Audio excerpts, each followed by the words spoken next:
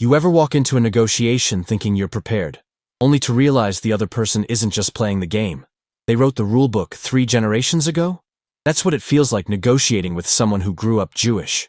Not because they're tricking you, but because they've been training for this conversation since they were 8 years old, arguing why they deserved a later bedtime. It's not manipulation. It's muscle memory. And honestly, once you understand how it works, you'll never look at a deal the same way again. Growing up, I watched my grandfather negotiate everything: the price of tomatoes at the market, the terms of a business loan, even the timing of family dinners, because God forbid we eat before sunset on Friday, but also not too late, because everyone's hungry. Every conversation was a negotiation. Every transaction had room for discussion. I remember being embarrassed when he'd spend 15 minutes talking to a car salesman, asking questions that seemed irrelevant, building rapport, then casually mentioning a price that made the guy's eyes widen.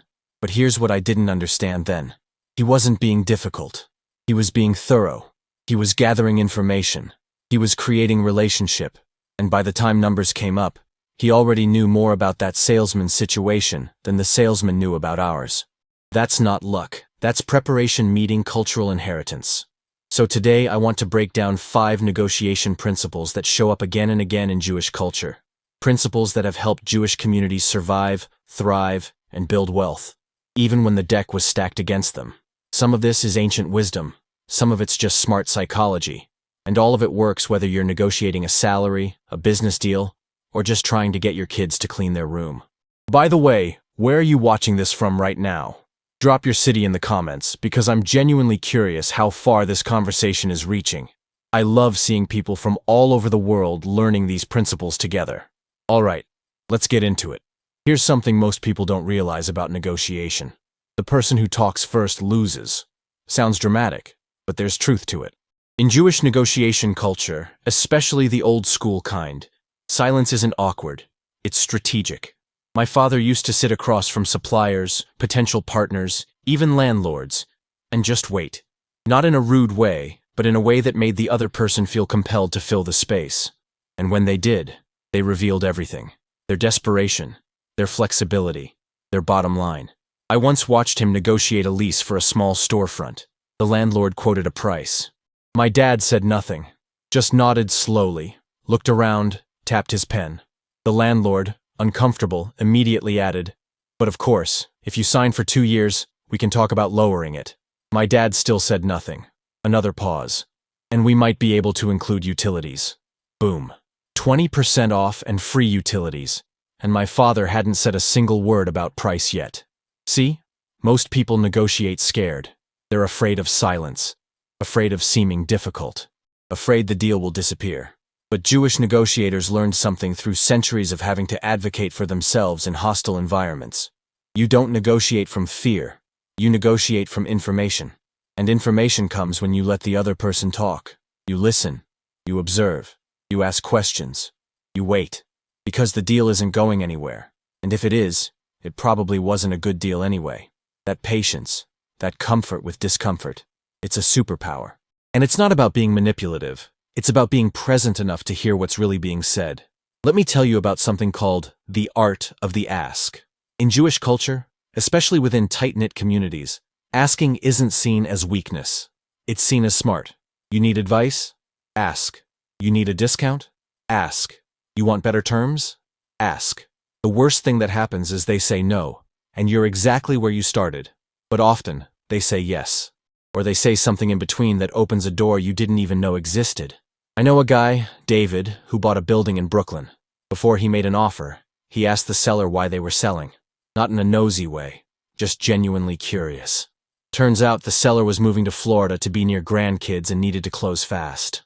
Armed with that knowledge, David offered a quick closing in exchange for a lower price. Seller got what they wanted: speed. David got what he wanted: savings. Everyone won because someone was willing to ask a simple question. Compare that to most negotiations where people show up with one number in their head, make an offer, and hope for the best. No context, no curiosity, no relationship, just transaction. But Jewish negotiators understand that every deal is between people, not just positions. And people have motivations, fears, timelines, pressures. If you understand those, you're not fighting over a price anymore. You're solving a puzzle together. That shift in perspective changes everything. You stop seeing the other side as an opponent and start seeing them as a partner and finding a solution that works for both of you. And that mindset, that openness to asking and listening, it doesn't just win negotiations. It builds long-term relationships. And those relationships lead to better deals down the road. Here's where it gets interesting. Jewish negotiators almost never accept the first offer. It's not because they're greedy or difficult.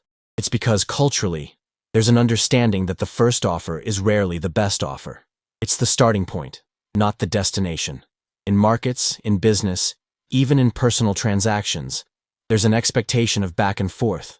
In fact, accepting too quickly can actually make people suspicious. Like, wait, did I offer too much? What does he know that I don't? My grandmother used to say, if they're selling it, they have room to move. If they don't have room, they wouldn't be selling. And she was right. Think about it. When someone makes an offer, they've already built in a buffer. They expect pushback. They've prepared for it. So when you accept immediately, you're leaving money on the table. Or worse, you're signaling that you didn't do your homework. Jewish negotiators counter almost instinctively, not with aggression, but with respect. They'll say things like, I appreciate the offer, and I see the value, but here's where I'm coming from. And then they'll present their position clearly, calmly, backed by reasoning, not emotion, reasoning. They'll reference comparable deals, market rates, personal constraints, whatever makes sense. And because it's presented as a conversation, not a confrontation, the other side doesn't get defensive. They engage, they explain, they adjust. And suddenly you're negotiating for real, not just reacting. That willingness to engage, to push back respectfully, to treat negotiation as a dialogue rather than a demand, it's a skill. And it's learnable. You don't have to be aggressive. You just have to be willing to say, let's talk about this. Now let's talk about something that makes a lot of people uncomfortable. Walking away. Most people fear this. They've invested time, energy, emotion into a deal, and the idea of walking away feels like failure. But in Jewish negotiation culture, walking away isn't failure. It's leverage. And sometimes, it's wisdom. I watched my uncle negotiate to buy a small warehouse. He made an offer. Seller countered high. He countered lower. Seller wouldn't budge. So my uncle thanked him politely and left. No anger, no drama, just, I appreciate your time, but we're not aligned. Best of luck. 3 days later, the seller called back with a better number. Why? Because my uncle showed he was serious, but not desperate. He had boundaries, and boundaries create respect. See, when you're willing to walk away, you change the entire dynamic. You're no longer negotiating from need. You're negotiating from choice. And the other side senses that. They realize you're not going to overpay just to close. You're willing to wait for the right deal. That patience, that willingness to say no, it's rooted in something deep. Jewish communities have historically understood that a bad deal today can haunt you for years. Better to wait, save, search, and find something that truly works than to rush into something out of fear or pressure. And that's not stubbornness, that's self-respect. It's knowing your worth and refusing to compromise it just to make someone else comfortable. And here's the thing. When you walk away from a bad deal, you open yourself up to a better one. Every time. Alright, last principle. And it's a big one. Jewish negotiators don't just negotiate for themselves. They negotiate for the relationship. This isn't a one-time transaction mindset. It's a long-term relationship mindset. Because in tight-knit communities, your reputation is everything. You screw someone over today, and your cousin's friend's sister will hear about it by Shabbat dinner. So deals are structured to be fair. Not perfect, not one-sided, fair. Both sides walk away feeling like they got something. Both sides feel respected. Both sides would do business again. I know a businessman, Sam, who once gave a better deal to a buyer than he had to. The buyer noticed and asked why. Sam said, because I want you to come back, and I want you to send your friends. That buyer became a loyal client for 20 years and referred dozens of others. That one fair deal turned into a lifetime of business. Compare that to the win-at-all-costs mentality, where someone might squeeze every dollar out of a deal, win the negotiation, but lose the relationship. They got the short-term gain, but sacrificed long-term trust. Jewish negotiators understand that the goal isn't to win. It's to build trust, build relationships, build reputation, because those things compound over time into something far more valuable than any single transaction. And that mindset, that focus on fairness and relationship, it's not soft, it's strategic. It's playing the long game. And the long game always wins. So what makes Jewish negotiation different? It's not about tricks or tactics. It's about mindset. It's about understanding that negotiation isn't combat. It's conversation. It's not about dominating. It's about understanding. It's built on centuries of having to advocate carefully, build relationships wisely, and protect value fiercely. It's patient. It's curious. It's respectful. And it works. Not because it's manipulative, but because it's human. And the beautiful part? These principles aren't cultural secrets. They're available to anyone willing to learn them. You can ask more questions. You can get comfortable with silence. You can walk away from bad deals.